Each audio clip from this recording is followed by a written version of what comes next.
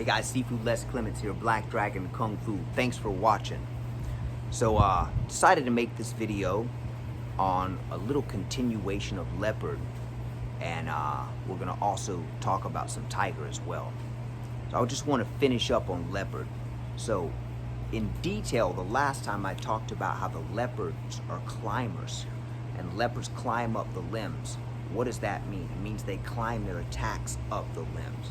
So like I said in the last video, if an opponent is jabbing out, the goal in leopard is to train to move at an angle and hit that limb, inside of that limb, as strategically targeting muscle groups, as many as possible. How many shots can you get up that arm? Pop, pop, pop, pop, pop, right? 1, 2, 3, 4, 5, 6. Can you get more than that? That's leopard. So how are they doing this, and what's the fist? So the leopard fist looks like this. The thumb can brace here if we're striking this way, right?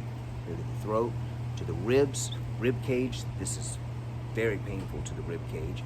Something like this, okay? You can also chop this way. This or this. Remember, most styles in Kung Fu prefer to strike with the forearms. The hands just change the shape of the bones. They morph the shape of the bones a little. So you can strike this way, of course here with elbows. You can strike here, bones, right? So this is the full leopard paw, okay? So if it hits, it can hit in like this. Very painful, especially in here. Into here, this really, really hurts, okay? 1, 2, even here, 3. Hitting the joints, pop, pop, pop, pop, even if it doesn't. So remember, even if it doesn't hit a strategic point, leopard changes the muscle when we train leopard, right? Leopard also just teaches to destroy the muscle if you have to fight. Leopard is attacking its opponent's muscles, right? With its bones.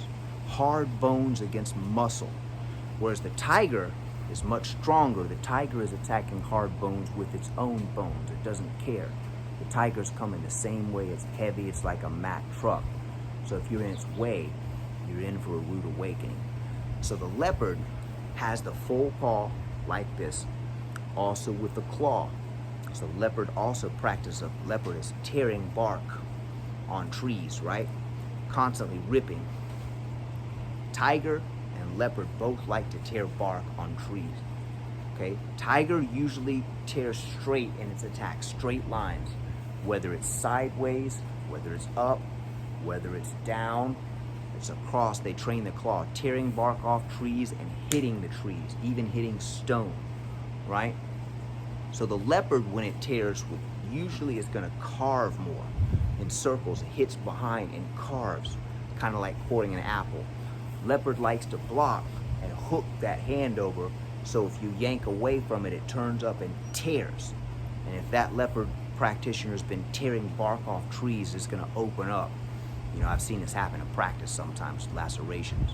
They were smaller, but if you're really training like what we're talking about and you let it go, you could do some damage. So it's really important to practice self-control, right? And to study the crane while we're talking about this. So I just covered the claw and how the leopard climbs up. A little bit about the tiger. Now this is the full leopard paw. Now the training where we're hitting trees and tearing the bark, that's called iron cat paw training, right? So this is the full paw in leopard. This is the half paw. So the half paw we can use this way. We're using these knuckles to strike with, like this. We're attacking into the muscles here too. So whatever you throw at the leopard, it's gonna angle and it's gonna attack that limb as many times as it can with as much speed, and it's gonna climb up toward the head, right? Now tiger is not gonna really attack the limbs unless it just grabs it and breaks it. I mean, the tiger may just catch a limb and snap it, but it's not gonna go to the trouble of hitting and weakening the joints, because it's powerful enough to just crush right through muscle and bone, right? So remember, leopard changes the muscle, tiger changes the bone, leopard attacks the muscles, tiger attacks the bone. So you see? So tiger is a wider claw. It's gonna look like this, okay? So we cover both the claws on the leopard, the half, the full. Now we talk about the tiger claw. The tiger is lines, straight lines, right? grabbing. Tiger likes to grab, strike, okay? There's a lot of different techniques in the tiger. Very springy, very heavy, high leaping into the air, trying to come down on its opponent. I was watching this rare footage they had in Indonesia of tiger attacks, these Bengal tigers, and if you see how they attack people, they jump up and they grab their head. They just grab the head and with both claws and they just bite and just drop it and snap the neck. It's pretty incredible. Sad to see it, but you see in India or in these places, they'll have a face on their back, like a mask. Sometimes the prong out. Supposedly this discourages tigers from attacking from behind. These tigers have this thing about projectiles embedded in their mind. I don't know if that's true. I know the tigers have been used in warfare several times in history, so I'm not really sure about that. But the idea is tiger is a much heavier creature than a cat, or excuse me, than a leopard. But both of them are very similar.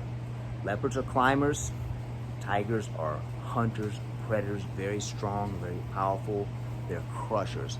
Tigers come like a Mack truck, like I said. Leopard has to be careful. So with that in mind, that's just a brief description, finishing up on leopard, starting to touch into tiger a little bit.